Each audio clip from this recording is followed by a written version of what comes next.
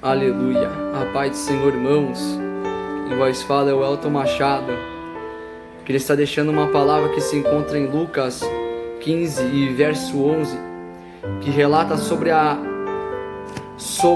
parábola do filho perdido, a parábola do filho pródigo, a parábola do filho que gasta tudo, a herança que o pai tinha dado a ele, e vai para uma região e vive uma vida irresponsavelmente.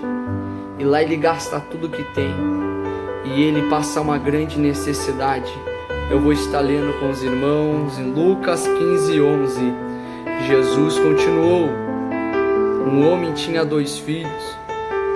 O mais novo disse a seu pai: Pai, quero a minha parte da herança. Assim ele repartiu sua propriedade entre eles.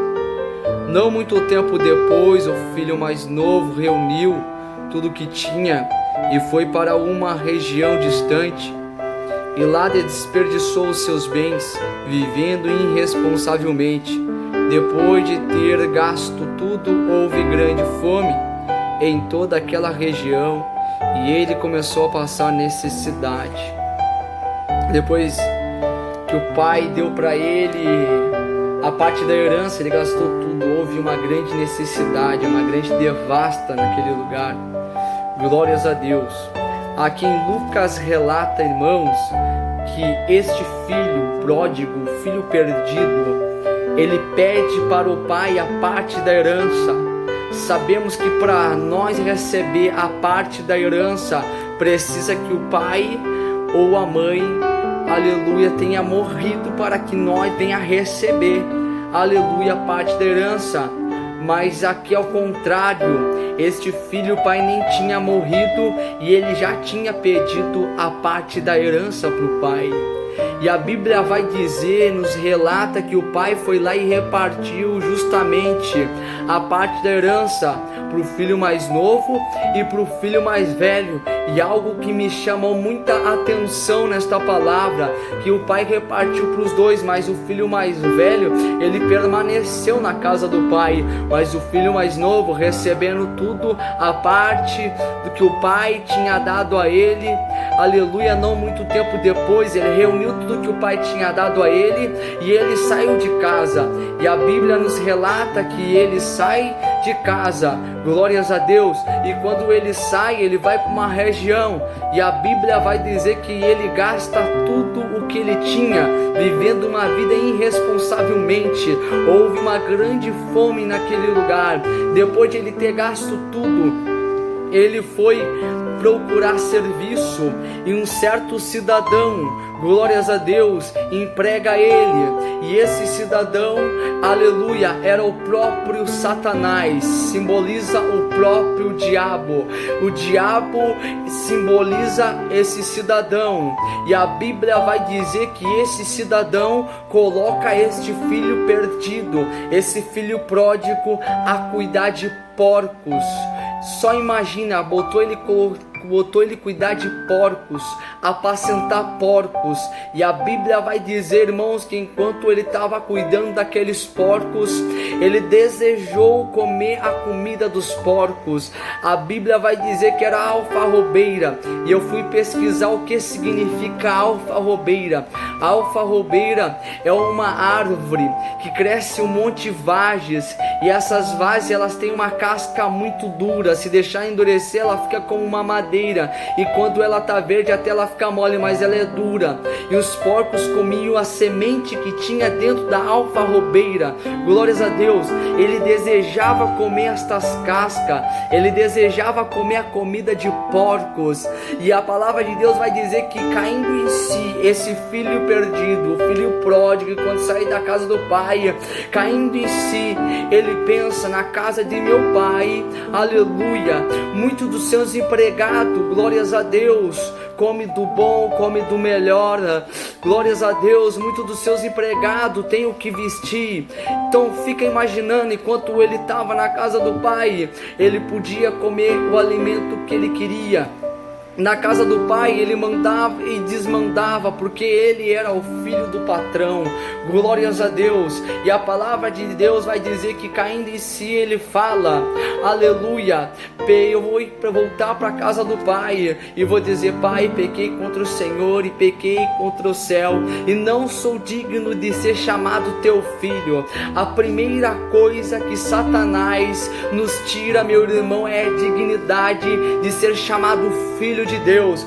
A primeira coisa que quando nós saímos da casa de Deus, a primeira coisa que o diabo nos tira é dignidade, porque esse filho fala: Pai, pequei contra o Senhor e pequei contra o céu e não sou mais digno de ser chamado filho. Ele não estava mais se achando digno de ser chamado filho de seu próprio pai paterno. Aleluia. A Bíblia vai dizer que ele sai dali, meus irmãos, e ele segue o rumo para casa. Ali ele estava descalço, não tinha a roupa, aleluia, talvez toda rasgada, estava barbudo. A Bíblia vai dizer que até nem mais o anel ele tinha. O anel significa autoridade, que quando você sai da casa do pai, você perde totalmente a autoridade sobre os demônios. E perdendo a autoridade, Satanás faz sobre ti o que ele quer. Glórias a Deus. E voltando para a casa do pai, eu creio que ele vai ensaiando e vai falando: Pai, pequei contra o Senhor e pequei contra o céu, não sou mais digno de ser chamado teu filho. E a Bíblia vai dizer que quando ele estava se aproximando de sua casa, o pai estava, aleluia, olhando, eu creio, estava olhando para a rua, porque o pai tinha esperança que ainda, glórias a Deus, que o filho perdido ia voltar para casa. O filho que saiu de casa ia retornar para casa. A Bíblia vai dizer, meu irmão, que o pai sai correndo e vai dar um abraço no filho. O pai sai correndo e vai dar um abraço no filho. Ei, não foi o filho que foi ao encontro do pai, mas quando o pai viu o filho arrependido voltando para a casa do pai, o pai que vai ao encontro dele. Sabe que eu quero te dizer que quando você está voltando para a casa do pai, não é você que está indo ao encontro, mas é o próprio pai que vai ao teu encontro. A grande festa no céu, quando um pecador se arrepende dos seus pecados.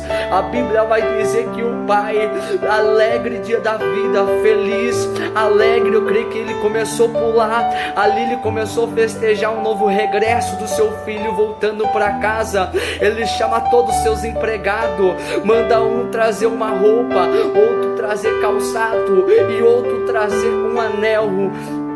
Glórias a Deus. Calçado significa a palavra de Deus.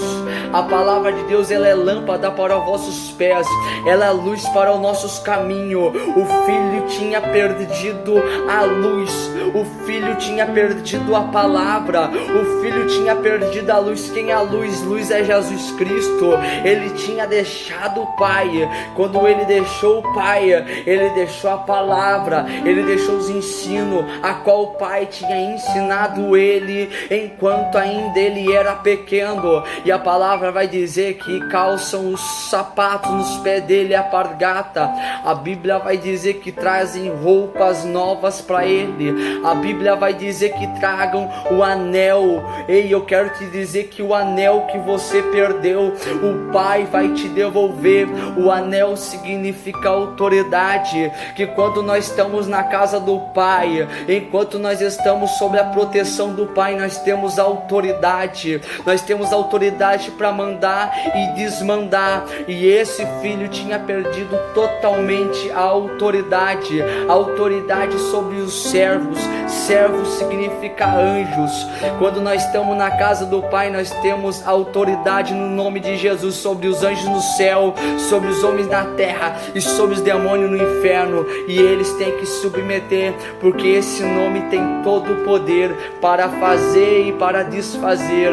E a Bíblia vai dizer, meus irmãos, que ele recebe um anel de autoridade. Ele voltou a ter autoridade. Logo depois o pai vai e manda, pega e mata o melhor novilho cevado.